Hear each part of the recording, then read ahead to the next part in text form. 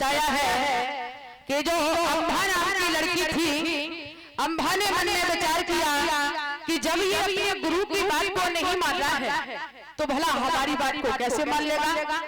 वही अंबा नाम की लड़की उसी रणभूमि में चिता बना के तैयार की और वही अंबा नाम की लड़की चिता में बैठ गई और मरते मरते भीषम पितामह को श्राप देने लगी है। भीषम, जब कोई किसी को धोखा देता है तो उसको धोखा देना कोई पाप नहीं होता है। आज तुमने हमारे साथ में धोखा दिया है तो मैं तुम्हें श्राप देती हूँ कि जब भी तुम्हारी मौत होगी तो मैं ही तुम्हारी मौत का कारण बनूंगी।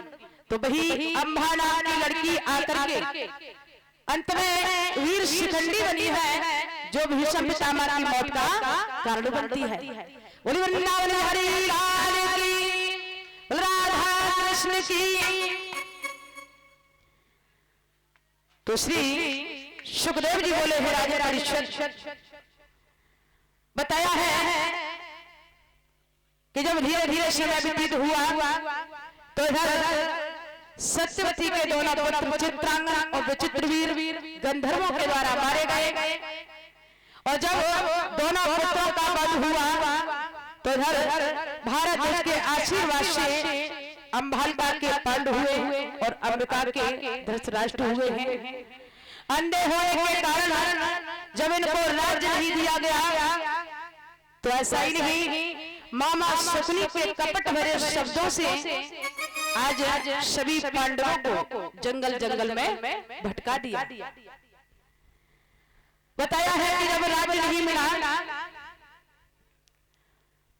तो जब युद्ध छिड़ गया है कौरव और पांडवों में केवल राज्य की वजह से, और जब युद्ध का समय हुआ तो इधर दुर्योधन ने मन में विचार किया कि महाभारत का समय है, मुझे भगवान से जाकर के कुछ मदद मांगनी चाहिए।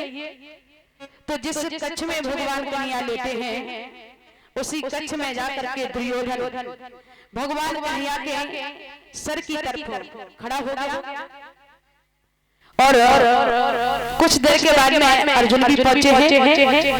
तो अर्जुन भगवान कन्हैया के पैरों की तरफ खड़े हो गए। तो देखा होगा परीक्षित महाराज कि जब किसी की नींद खुलती है तो सबसे पहले निगाह कहाँ जाती है? पैरों की तरफ।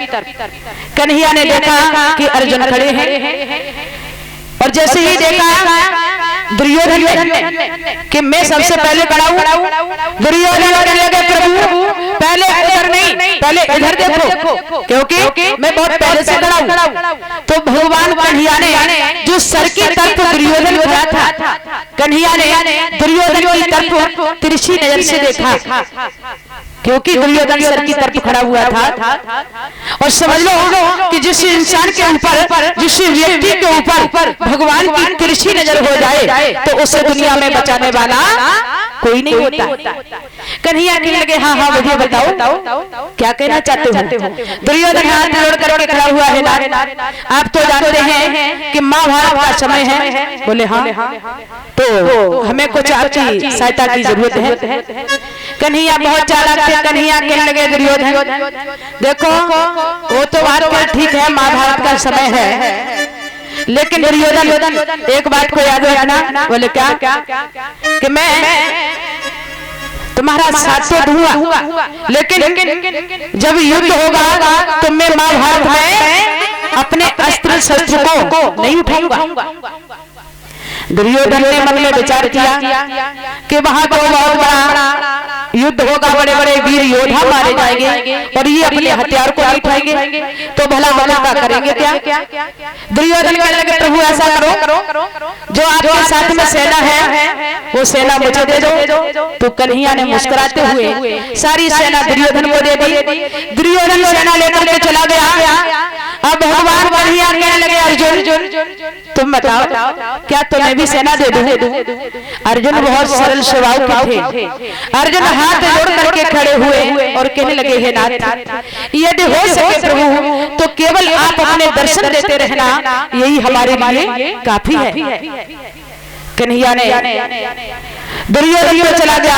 अर्जुन से कहा है चिंता मत करो, सुबह हुआ है दोनों दल रणभूमि में पहुंचे हैं, युद्ध के नगाड़े बजने लगे, तो भीष्म पितामह ने जब 1000 बाणों को एक साथ में छोड़ा है तो सारे गगन में अंधेरा छा गया। भगवान कन्हैया ने देखा कि जैसे ही भीष्म पितामह ने 1000 बाणों को एक साथ में छोड़ा तो गगन में अंधेरा छा गया, अर्जुन का रथ दिखाई नहीं दे रहा है। कन्हैया समझ गए इसका मतलब अब अर्जुन की पेश नहीं जाएगी, और यदि भीष्म पितामह इसी तरीके से आक्रमण करते रहे, बाढ़ करते रहे तो अर्जुन मारे जाएंगे। लेकिन कन्हैया ने देखा कि भीष्म पितामह बार बार आक्रमण कर रहे हैं और फिर भी अर्जुन अपने हथियार को नहीं उठा रहे। कन्हैया पास में पहुंचे, कहने लगे अर्जुन क्या हुआ? अरे तुम्हें पता है कि जब भीष्म पितामह 1000 बाणों को एक साथ में छोड़ते हैं तो तुम्हारा रथ दिखाई नहीं पड़ता, और तुम अपने हथियार को क्यों नहीं उठा रहे हो? अर्जुन कहने लगे प्रभु हमारी तो यही समझ में नहीं आ रहा है कि मैं किसके ऊपर अपने हथियार को उठाऊं। बोले मतलब? अरे हमारी तो यही समझ में नहीं आ रहा है कि भला मैं किसके ऊपर अपने हथियार को उठाऊं, या तो कोई पराया नजर नहीं आ रहा है। और अर्जुन क्या बोले हैं प्रभु?